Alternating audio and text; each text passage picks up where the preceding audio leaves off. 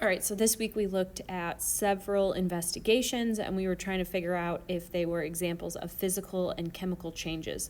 So today we're going to learn a little bit more about what makes something a physical change versus what makes something a chemical change. All right, so first, physical changes. So what is a physical change? Sometimes we call it a physical reaction. So first of all, a physical change is going to have no change to the molecules. So remember, we've talked about molecules in a substance.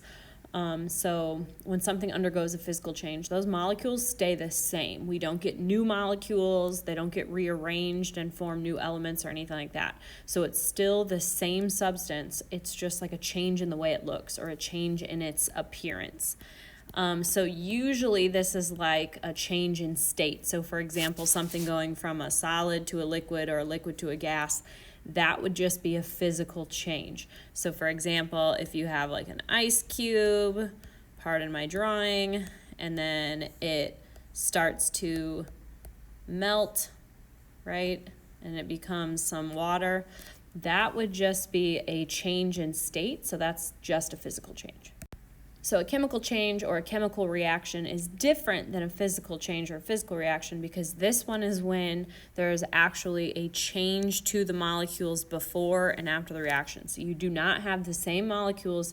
The molecules that you started with are not the same as they were after. So like bonds are broken, the molecules get rearranged and they form a new substance. So we talked about this a little bit earlier this week, but a new substance is always formed in a chemical reaction. So for example, if you take a look at this chemical reaction, this is baking soda mixed with vinegar.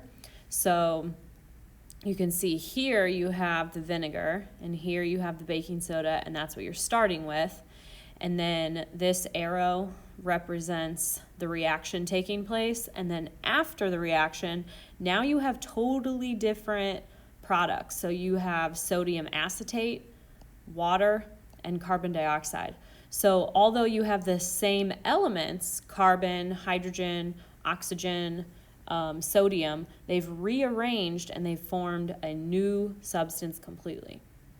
So there are a few clues that you can use to see if it was a chemical reaction or a physical change. So a couple of the things to look for if it's a chemical reaction. One is the production of a gas, which usually means that you would have seen bubbles or like fizzing. That usually means that some sort of a gas is being produced. Also a formation of a precipitate, which is a solid. So that means if you mix two liquids together and all of a sudden a solid forms, that is a precipitate. So it's not like you put a solid into a liquid and the solid stays. It's like two liquids are mixed together and a solid all of a sudden appears. A sudden color change. So for instance, if you were to mix like two things together and then it changed color, or like when we looked at the iodine in the crackers and the iodine changed color when it came into contact with the cracker, that would be evidence that it went through a chemical reaction. And then a change in temperature. So not like it got heated up or cooled down by you, but more like you mixed two chemicals together and all of a sudden it got super hot. So without you adding any heat, they just got really hot by being mixed together. All of these things would be evidence of some sort of a chemical reaction and a new substance forming. So let's practice. Let's see if you got some of these right this week when you were guessing if these were physical or chemical reactions. So the first one, burning magnesium. Remember, it produced a bright light. What do you think that one was? Hopefully you said that was a chemical reaction. Blowing into the bromoethyl blue. So remember, it changed from blue to yellow when I added CO2. That is also a chemical reaction. Adding iodine to the saltine cracker. It changed color when it touched the cracker. So that's chemical because it changed color, right? Alka-Seltzer in water, it was fizzing and bubbling, and the Alka-Seltzer dissolved. That would be a chemical reaction because, again, the fizzing and the bubbling. Ice melting with the salt, so the ice melted and it became a liquid.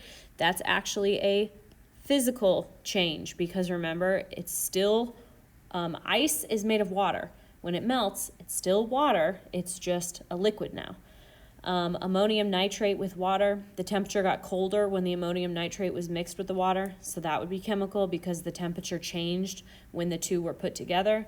And then mixing Kool-Aid and water, the Kool-Aid changed the color of the water to blue. That is actually still just a physical change because all it did was mix together. You're not actually creating a new substance. The Kool-Aid, even though it's dissolved, it's still in there, and you could boil away the water, and the Kool-Aid powder would be left like inside the cup.